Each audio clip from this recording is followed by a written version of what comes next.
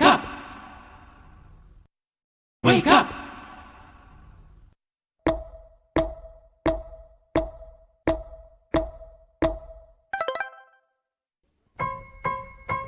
Wake up, wake up, it's time to rise and sing the praise of Jesus. Hallelujah, hallelujah. It's time to To rise, rise, to sing, to shout, to bring him all your heart. He'll do the bigger part if you will only make a start. It's time to give him all your heart, and only you can make a start. Wake up!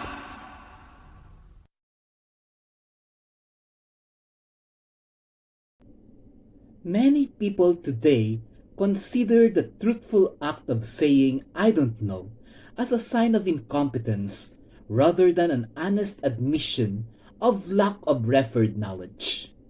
This is the very reason why people, instead of admitting lack of knowledge, will instead invent facts and deliver it convincingly, giving a perception that they are actually experts and experiential icons in their field of duty, of which the reality is they are not.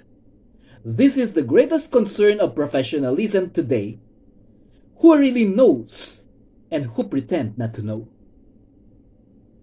Even the Bible warns of these people who dwell in perceptive truths to create an impression of honesty, which is really occurring in the opposite.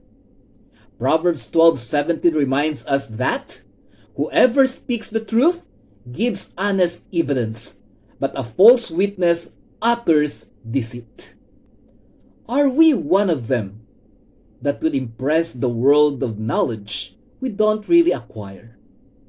Or we would rather show the real us, for the world will surely appreciate our black and white selves? Where are we in these two? A very old story was told regarding a king and a princess of a bountiful kingdom. The king felt it's time to find the prince of his daughter, as he is not growing young already. So all the male heir of the nearby kingdom and the sons of the noblemen in the kingdom were called, and they were told that there will be a competition to sift out the bravest and most logical male candidate in the kingdom. The winner will become the proclaimed prince of the kingdom once, or one that will be married by the king's daughter. So the competition began, and there were rules of eliminations. Strenuous activities continued to occur until there were only 2 survivors in the said competition. So as practiced, the king will give the last test to these 2 worthy males, with the winner getting the hand of his daughter. The last test has something to do with a pearl necklace. Again, that is a pearl necklace. The king said this necklace will be thrown at the deepest part of the sea, and the 2 worthy competitors will be blindfolded during the dropping of the necklace, and they will just be allowed to remove their eye patches minutes after the necklace was submerged to the sea. So these conditions happen, and now the 2 worthy males remove their eye patches and jump to the sea. It is also customary that after they jump, people around watching them will go home and wait for the next day for the proclamation of the winner. So the search for the underwater pearl necklace commenced. The next day came, and the 2 worthy men appeared in the king's court, with one beaming with smiles, holding a pearl necklace, and the other downhearted, knowing his sure defeat. So the ceremony started, and when the time for presentation came, the man with the pearl necklace presented this to the king and confidently looked at the audience for confirmation of victory. Then the king looked at the other man, and he noticed the second man is really disappointed and regressed. Now, it is the king's turn to make the announcement and endorsement of his daughter. So everyone was requested to have silence. Then the king uttered, Today I have found the right prince for this kingdom, and I am very happy that the choice that I will be making proved my greatest point.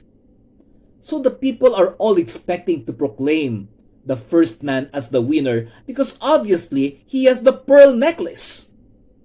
However, the king continued by saying, "My daughter will marry the person who did not find the pearl necklace under the deep sea." Again, the daughter of the king will be given to the person who did not find that pearl under the deep sea. Why? Everybody was astonished and shocked. Just then, the king got something from his pocket and showed the crowd that he never did throw this pearl necklace to the sea. It was all the time in his pocket. So the second man who testified to have not seen any pearl necklace is telling the truth. And that is the very reason why he will be worth the leadership of the kingdom. Friends, sometimes telling the truth in our own perception is in itself a handicap, especially if the truth is not one that will make our self-esteem bloat. So the tendency is, we innovate the truth and make it more commercially and socially acceptable, thinking that the truth is more of what the eyes can see rather than the meaning it bears just deep inside the heart. Just then, we will be shocked that the truth is always the truth, and it cannot be a combination of the truth and the untruth. This is also common in our workplace today. We pretend to be knowledgeable even if we are not. Our pretensions may deceive our leaders on the first episode, but when the actual work happens, the fact that we know that we do not know, we are putting the work in danger. This is a dishonesty, a distruth from within the heart. God reminded us that we cannot hide anything from Him, for He can see the heart. We cannot say that God will not know that I am pretending or lying because God can see the inner part of the heart. What we fail to realize is that God only needs us to be honest and He will augment the work for us. He will assure us of greater successes.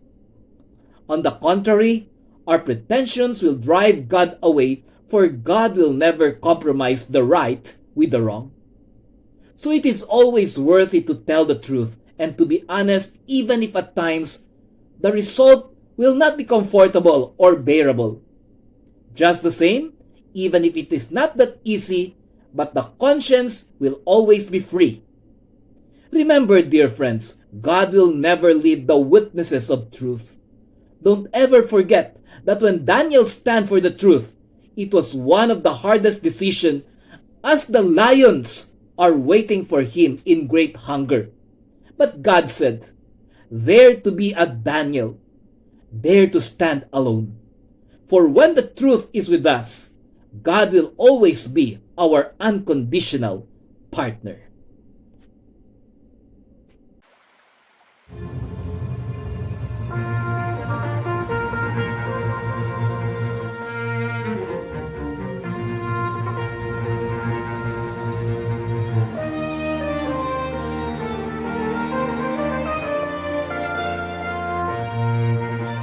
Standing I am steadfast true, heeding God's command.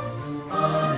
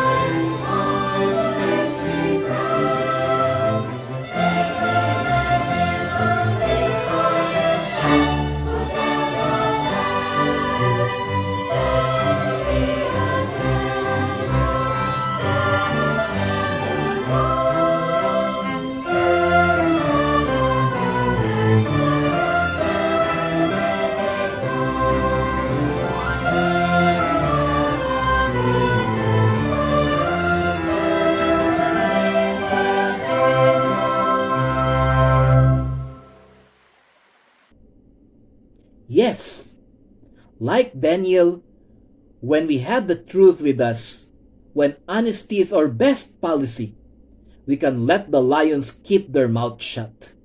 We can expect the impossible to be possible.